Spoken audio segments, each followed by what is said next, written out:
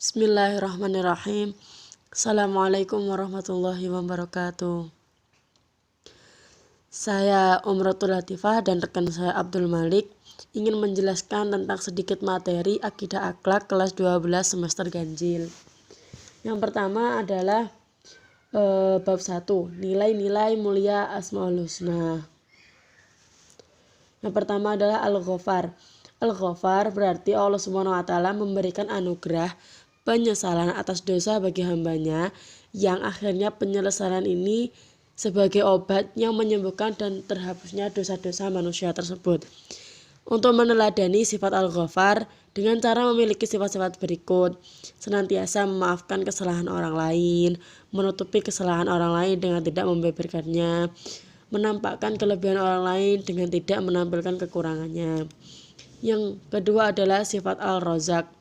Sifat Al-Razak berarti Allah Subhanahu wa taala secara berulang-ulang dan terus-menerus memberikan banyak rezeki kepada makhluknya dan hambanya. Dalam hal ini Imam Al-Ghazali pun berkata, Allah Subhanahu wa taala menciptakan rezeki dan ia pula yang menciptakan pencari rezeki tersebut. Yang ketiga adalah sifat Al-Malik. Sifat Al-Malik secara umum diartikan dengan kata raja atau penguasa. Kata Al-Malik terdiri dari huruf Mim, Lam, dan Kaf yang rangkaiannya mengandung makna kekuatan dan kesalihan. Selanjutnya adalah sifat Al-Hasib.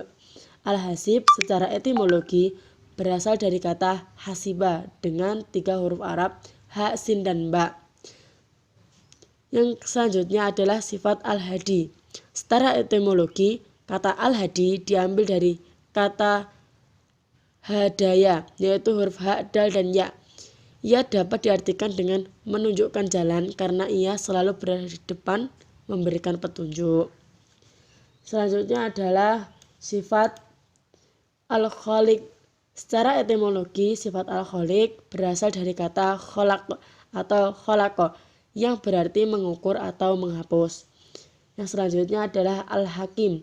Al-Hakim berasal dari kata hakama yang terdiri dari huruf ha, kaf, dan mim yang maknanya secara umum berarti menghalangi.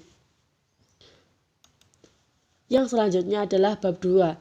Bab 2 membiasakan akhlak terpuji. Yang pertama adalah membiasakan amal soleh. Menurut bahasa diartikan sebagai perbuatan baik yang mendatangkan pahala atau sesuatu yang dilakukan dengan tujuan baik terhadap masyarakat atau sesama manusia. Akhlak terpuji selanjutnya adalah toleransi. Toleransi berasal dari kata bahasa Latin tolerare yang berarti berusaha untuk tetap bertahan hidup, tinggal, atau berinteraksi dengan sesuatu yang sebenarnya tidak disukai atau disenangi. Selanjutnya adalah sifat akhlak terpuji musyawarah. Musyawah. Allah Subhanahu wa taala menjadikan seluruh manusia berada pada kedudukan yang sama.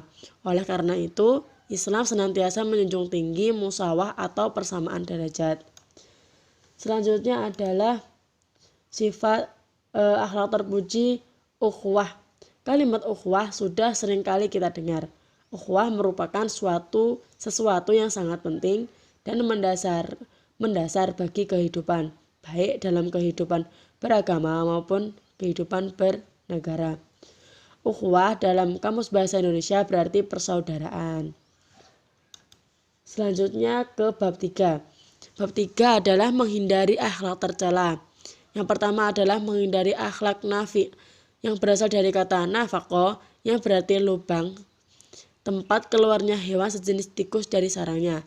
Ada yang berpendapat dia berkata ia berasal dari kata nafa yang itu lubang tempat persembunyian.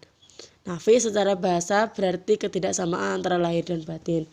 Yang kedua adalah keras hati atau pemarah. Marah dalam pengertian ghadab bersifat negatif. Marah adalah lawan dari kata ridho. Marah dari manusia berarti ada sesuatu yang merasuki dari dirinya. Selanjutnya adalah bab 4. Ada pergaulan dalam Islam. Jadi dalam Islam itu juga terdapat adab. Ada pergaulan dengan teman sebaya.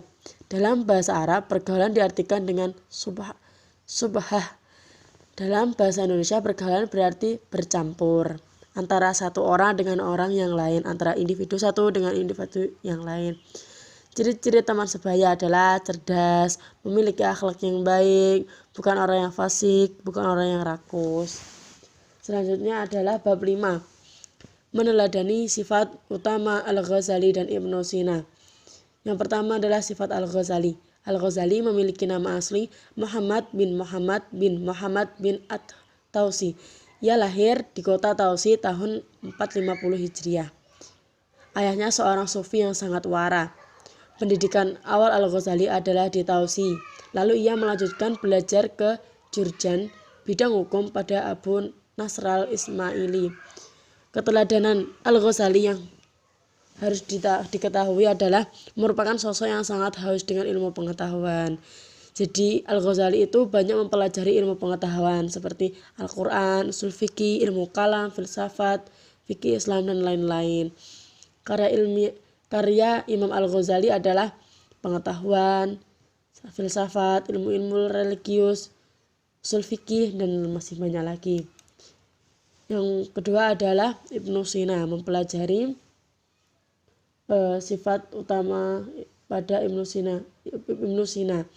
Nama lengkap Ibnu Ali Husain bin Abdullah bin Hasan Ibnu Ali Sina. Ia lahir pada tahun 370 Hijriah. Sejak umur 5 tahun Ibnu Sina beliau belajar Al-Quran, dan pada umur 10 tahun beliau sudah menghafal Al-Quran. Karya tulis Ibnu Sina adalah banyak sekali. Karya tulis bahkan ada yang menyebutkan ratusan karya tulis Ibnu Sina. Di antaranya adalah kitab Al-Shifa atau obat, kitab An-Najah, keberhasilan, dan masih banyak lagi. Kehidupan Ibnu Sina penuh dengan aktivitas dan kerja keras, sehingga ia terkena sakit ma akut yang sudah tidak dapat diobati lagi. Lalu beliau wafat pada tahun 1428 Hijriah. Sekian dari kelompok kami, banyak kekurangannya, mohon maaf. Wabillahi taufiq wal hidayah. Wassalamualaikum warahmatullahi wabarakatuh.